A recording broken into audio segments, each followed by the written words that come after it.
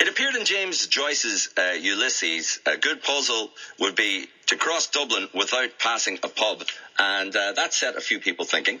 And then somebody actually developed an algorithm, he said, pretending he knew what that was, a mapping algorithm to see if the puzzle could be beaten. He came up with a workable route. And now a gentleman is taking that particular challenge to a new level, trying to find out if it's possible to walk across Ireland, the length of Ireland, from Mizzen to Malin Head without passing a pub. And he's documenting his journey on the way.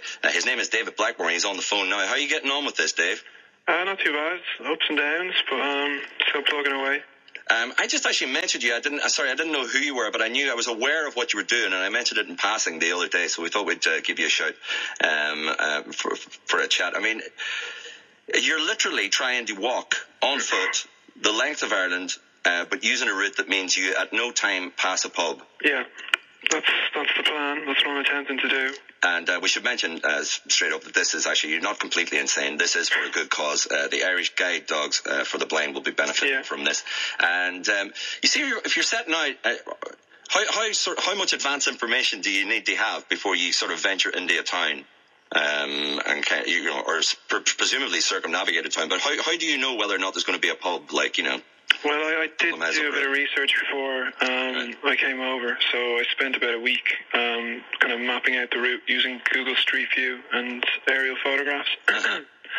But like that information's 2009, 2010, so it's a little bit out of date. So there have been a few unexpected pubs along the way. I've had a detour around. It's just a funny mental image of anybody kind of going, oh no, there's a pub! Yeah.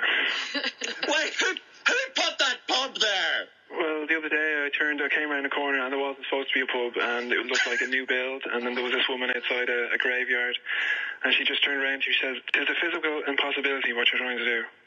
Yeah, because I'll tell you, when I heard about it, I actually thought that too. I don't think that can be done. How hard are you finding it? I'm finding it hard. It's not, the walking's hard. But if you decide to avoid pubs, essentially, in a way, you are kind of cutting yourself off from a lot of civilization. So you can't really go into towns to resupply and stuff like that. Yeah.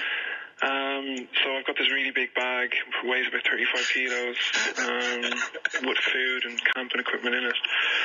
And presumably you're going cross-country with this for times. Have you had any altercations with farmers wondering what a guy with a big bag is doing on their land?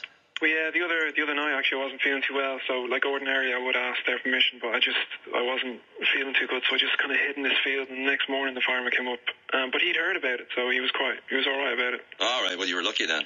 And I have to say, a lot of the farmers, I've been astounded by the kind of generosity and kindness of the people I've met along the way, yeah. That's good. Have you had any curious, sort of any attention from the Garda Síochána or at any stage along the way? No, would you believe I haven't passed one Garda station the whole time. Okay.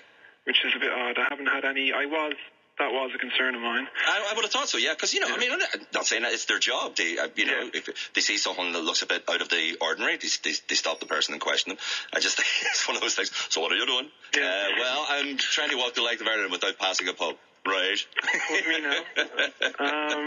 Well, yeah, sure. I think on the second night, I ended up in Bantry, and I planned to be the other side of Bantry, but by the time I got to Bantry, I hadn't got the energy to kind of bypass the pub, so I was trying to find somewhere to sleep, and I ended up sleeping in a priest from Garden. But a priest from Garden? Yeah, I don't think they let me. I obviously asked, but I don't think they believed what I was doing. I think they thought I was homeless or making up stories. Yeah. Well, you know. At least you're managing. You've got a tent with you, right? Yeah, I do. I've got a bivouac, which is what the army's sleeping in. I've got a tarpaulin that goes up above it. So that's what I've been sleeping in. Okay. So you're still down in the south. I mean, what's your projected kind of progress now, given what you've experienced so far? I imagine you've had to revise that a little, have you? Yeah, it's been the terrain down this part of the world. It's quite kind of hilly and mountainy, so it's been uphill. So I think, I'm a lecturer as well, and I'm supposed to be teaching on the 30th of August for 2 days, but I think I can probably get out of that. I reckon 4 weeks is probably, so 3 more weeks is probably a realistic. Okay.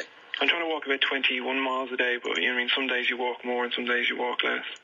Okay, well, look, we wish you all the best with it. I know you've not been feeling well today, so thanks very much for taking the time to take our call. What is it? Is it your tummy or what? Yeah, I think I caught some kind of bug, and it's just the walking, and you get quite dehydrated. It's just all right. Combination of a number of things. Okay, well, if people want to get involved and contribute, this is they raise funds, obviously, for the Irish Guide does for the blind, as I said. What should they do? If you just go to one of the search engines and type in David Blackmore Walk, there's a charity page. It's on mycharity.ie. It comes up, and they can donate money through that. Cool. And they can also follow your Twitter documenting of the trip. That's D Blackmore, at D Blackmore tweet, right? Yeah, that's it, yeah. Okay, well, I wish you all the best with it, David. It's crazy, but it's for a good cause, and it's an interesting experiment, and hopefully you'll find that route and be back in civilization in time to resume your actual day job. That's David Blackmore. Thanks a million. All the best. Thanks very much. That's David Blackmore trying to traverse the land without passing a pub. Can it be done? I remain sceptical, I've got to be honest, but fair play to him. Back after the break.